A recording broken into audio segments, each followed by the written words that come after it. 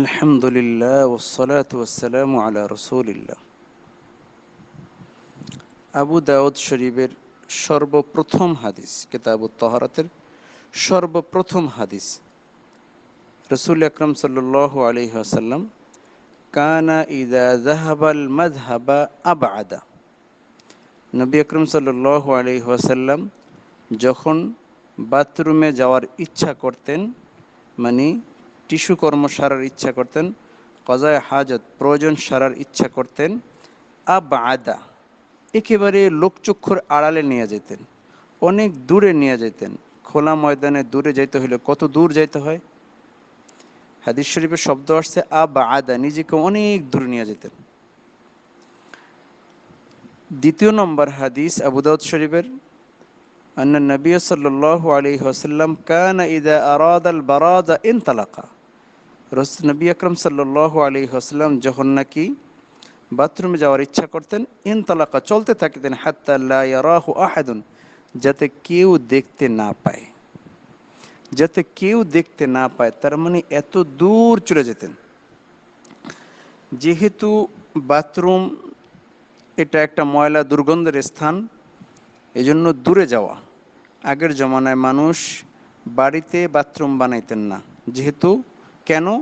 বহু সমস্যা। তো বাড়িতে বাথরুম বানাইতেন না, বরঞ্চ চকে, খোলা ময়দানে বা আড়ালে দূরে দূরে থাকতো, ঝোপঝাড়ের ভিতরে কাজ করতেন।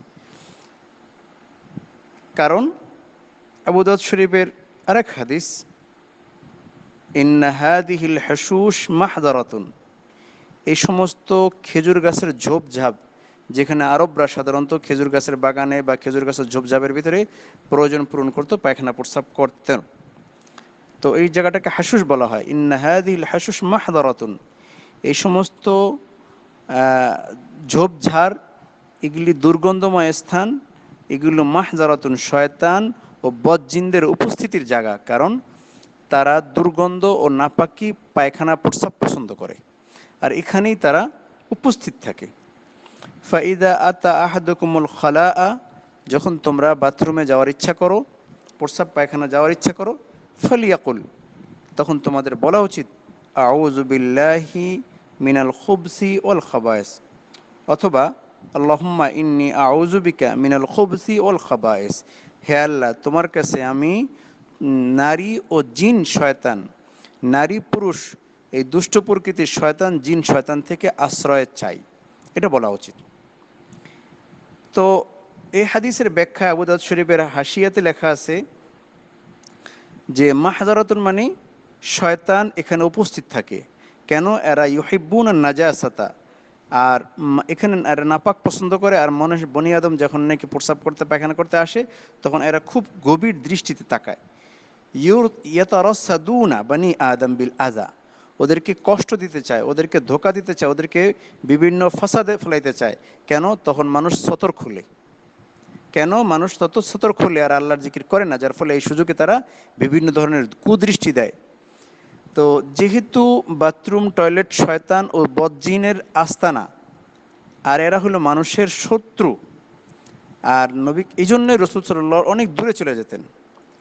আর এই জন্য আগের জমানার মানুষ ঘরের ভিতরে বাথরুম বানাইতেন না, বাড়িতে বাথরুম বানাইতেন না। কিন্তু এখন মানুষ বাড়িতে বানায়। এখন শুধু বাড়িতে না, বিল্ডিংয়ের মধ্যে, শুধু বিল্ডিংয়ে না, প্রতিটি রুমে রুমে একটা, প্রতিটি কামরা একটা করে টয়লেট থাকে। আর টয়লেট প্রস্রাব পায়খানার জায়গা, আর এই জায়গাটা হলো ওদের উপস্থিতির জায়গা।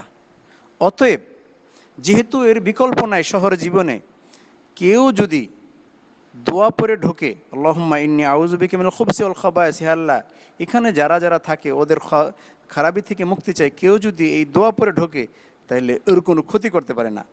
আজ আমরা দোয়া পড়ি না, যার ফলে ঘরের ভিতরে রোগ ব্যাধি, ঘরের ভিতরে পেরেশানি, ঘরের ভিতরে ঝগড়াঝাটি, ঘরের ভিতরে অশান্তি। কেন? আমাদের যারা শত্রু তারা আমাদের ঘরেই অবস্থান করতেছে। আজ বাচ্চাদের শুধু ডাক্তারের কাছে দৌড়ানো, মানুষের রোগের শেষ নাই, এটার ওটা শেষ নেই। কেন? আমরা আমাদের শত্রু নিয়ে বসবাস করি। আমরা টয়লেটে যাওয়ার সময় ওদের থেকে আশ্রয় চাই না, যার ফলে ওরা আমাদের খাবারেও শরিক হয়, ঘুমানোও শরিক হয়। হাদিস শরীফ আসছে, যখন মানুষ সালাম সারা ঘরে ঢোকে, তখন শয়তান ওর সাথে ঢোকে।